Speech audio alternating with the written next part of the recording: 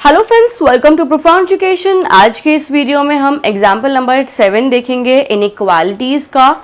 हम कंटिन्यू करते जा रहे हैं सारे एग्जाम्पल्स एंड सारे ही क्वेश्चंस आपका देखना ज़रूरी है और हर एक क्वेश्चन का सॉल्यूशन आपको कैसे फ्लो पकड़ना है वो ज़रूरी है। इस चीज़ को समझ लेना ताकि जब भी एग्जाम में इसका 5 नंबर का क्वेश्चन आएगा तो आप फटाफट से उसे सॉल्व कर सकें, क्योंकि इसमें ज़्यादा सॉल्यूशन नहीं है, सिर्फ बेसिक कैलकुलेशन हम करते हैं, प्लस माइनस और मल्टीप्लाई और divide and then find out कर लेते हैं अपनी अंडरस्टैंडिंग से सॉल्यूशन सेट।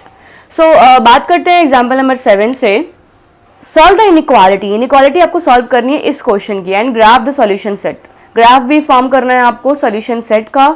सो स्टार्ट करते हैं सॉल्यूशन से। सबसे पहले यहाँ पर अगर आप देखेंगे तो मैंने आपको बताया था कि आप इसको कैसे सॉल्व कर सकते हैं।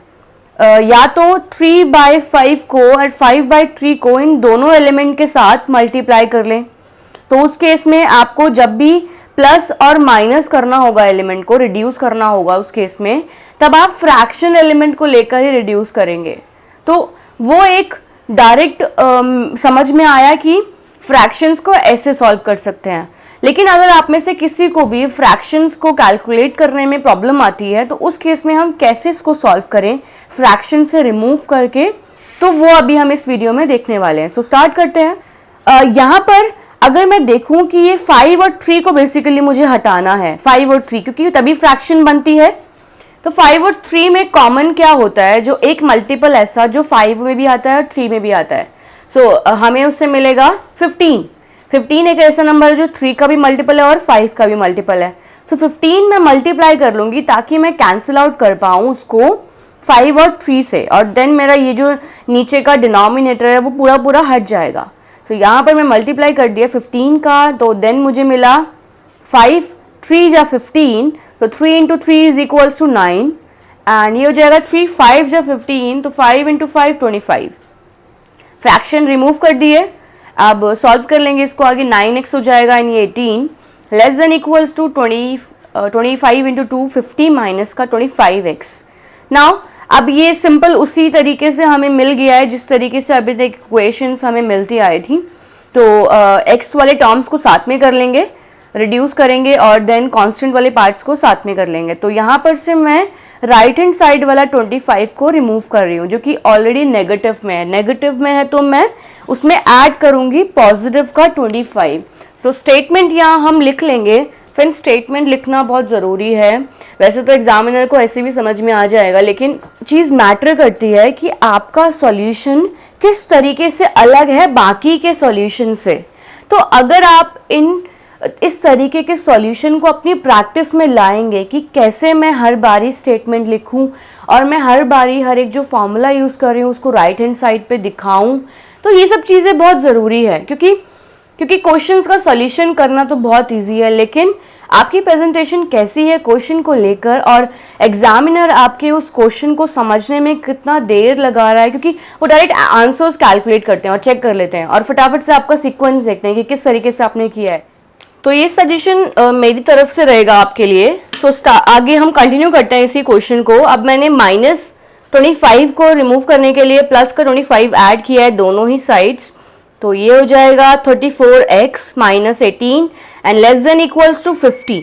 नाउ अब हमें यहाँ से ये 18 को हटाना है ताकि कांस्टेंट पार्ट मेरा एक साइड हो जाए एंड जो वेरिएबल है वो साथ में एक साइड हो जाए।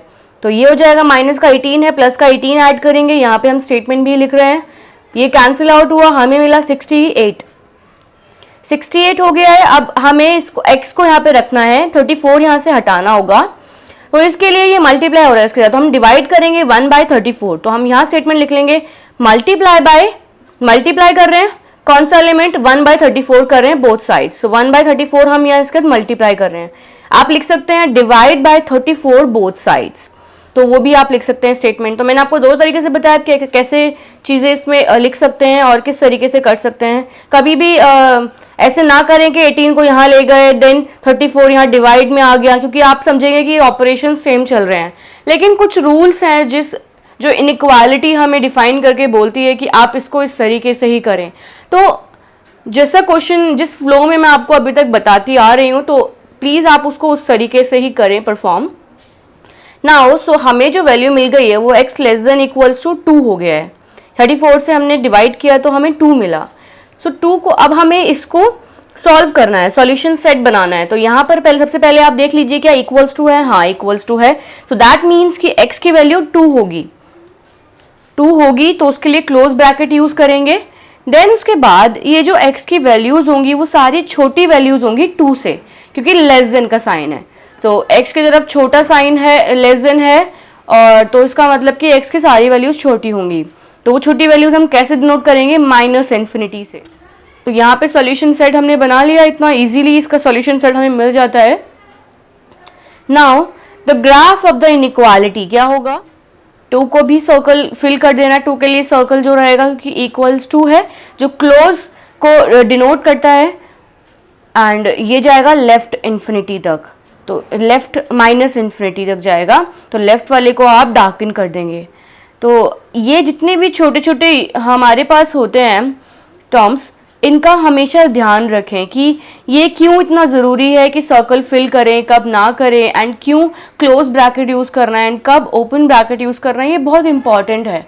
हम इनको बहुत माइनर देखते हैं कि यार ये तो बहुत छोटी सी चीज़ है, इसको हमें नहीं करने की ज़रूरत है, लेकिन इन सब के मार्क्स बहुत इंपॉर्टेंट है। यही सब चीज़ें आपको फुल मार्क देगा। तो ये छोटी छोटी टर्म्स जो है इनको हमेशा याद रखें। सो इसका अगला क्वेश्चन हम देखते हैं। आप ये है example number 8, solve the inequality. Same है, फ्रैक्शन है इस तरफ एंड ये भी फ्रैक्शन में है, तो मुझे इन दोनों को ही रिमूव करना है। लेकिन लास्ट वाले क्वेश्चन में आप देखेंगे तो उस केस में ये ब्रैकेट में थे और फ्रैक्शन बाहर था, लेकिन यहाँ पर ये x/2 है, तो x/2 है और इसके लिए हमारे पास ग्राफ भी बनाना है। सो स्टार्ट करते हैं। सबसे पहले एक ऐसा नंबर जो मल्टीप्लाई होगा इससे भी, तो मुझे मिलेगा डिवाइड होके 3, रिमूव यहाँ से हो जाएगा, 2 यहाँ से रिमूव हो जाएगा। तो अगर मैं एक ऐसा नंबर मल्टीप्लाई करूँ जो इससे मल्टीप्लाई होगा, इससे और इससे दोनों से मल्टीप्लाई होगा, इससे मल्टीप्लाई होगा तो कोई दिक्कत नहीं है, वो चीज़ हमें फ्रैक्शन नहीं मिलेगा तब भी। इससे होगा तो फ्रैक्शन हटना चाहिए, मतलब 2 हट जाना चाहिए यहाँ से 3। तो 3 और 2 के लिए मल्टीपल मुझे मिलता है 6। तो मल्टीप्लाई कर लूँगी मैं 6 बोथ साइड्स। 6 की यहाँ मल्टीप्लाई होगी तो 1/3, 3 2 जा 6, तो ये 2 4 माइनस 2x हो जाएगा। एंड यहाँ पर 6 की मल्टीप्लाई करेंगे तो ये दोनों के लिए मल्टीप्लाई होगा, तो ये हो जाएगा 2 3 जा 6, तो 3x हो जाएगा, माइनस 6 3 जा 18।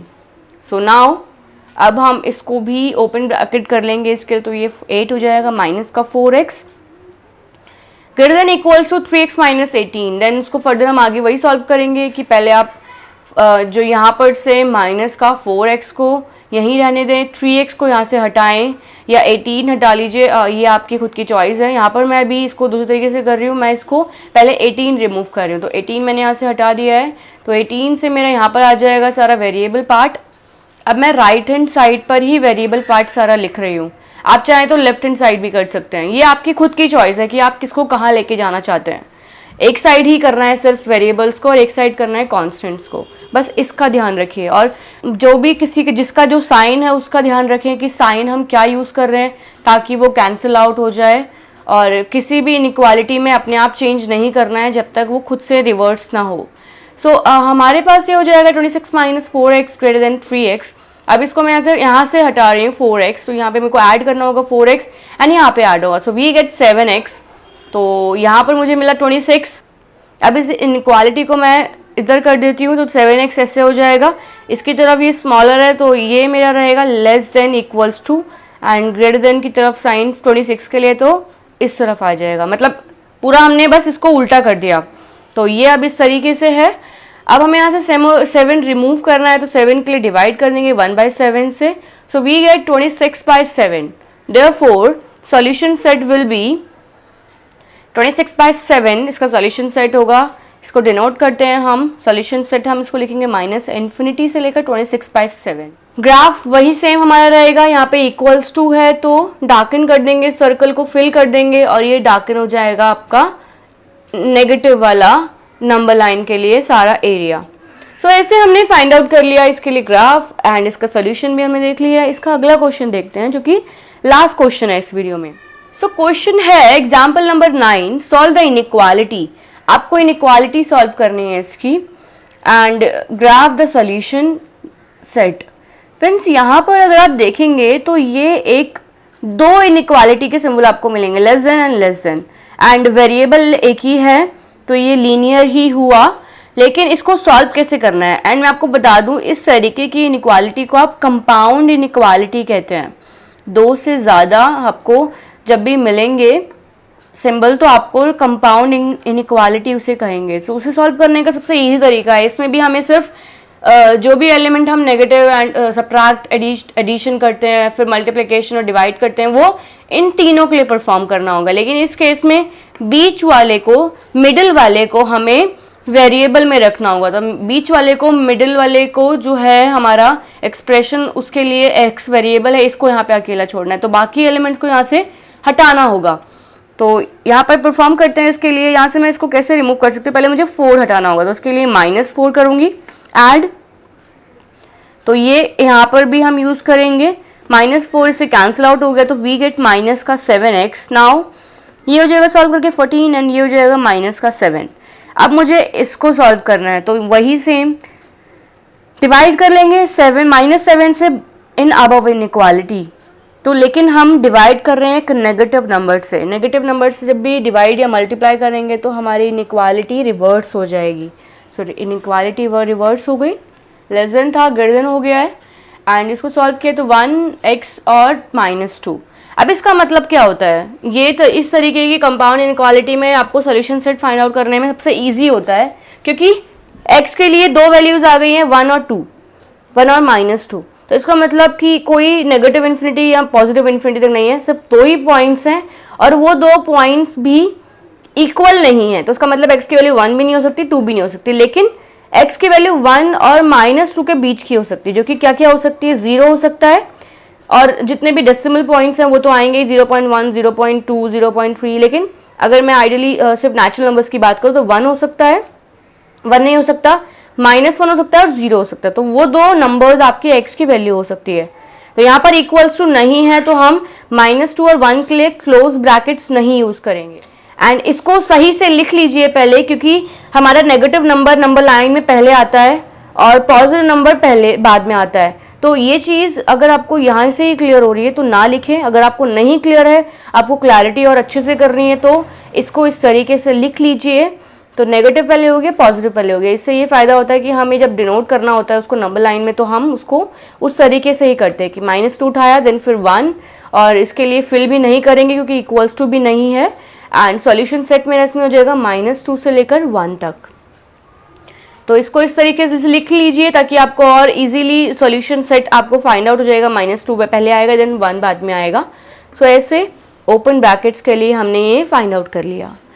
अगर आपको किसी भी तरीके का डाउट है इस तरीके के क्वेश्चंस में, एंड आपकी खुद के कुछ क्वेश्चंस हैं इनइक्वालिटी पर जो आपने लास्ट प्रीवियस एग्जाम्स में देखे होंगे, तो आप हमारे साथ टेलीग्राम ग्रुप में जुड़ सकते हैं एंड वहाँ पर हम आपके साथ डिस्कस करेंगे जितने भी सॉल्यूशंस और जितने भी आपकी तरफ से कोई भी अगर बेसिक कैलकुलेशंस की अगर आपको कोई भी प्रॉब्लम है तो हम वो भी डिस्कस कर सकते हैं। अगर आपको हमारी वीडियोस पसंद आई है तो लाइक करें, हमारी आगे आने वाली वीडियोस में अपडेट रहने के लिए सब्सक्राइब करें, और दोस्तों अगर आपके कुछ सजेशंस हैं तो हमें कमेंट करें। Thank you.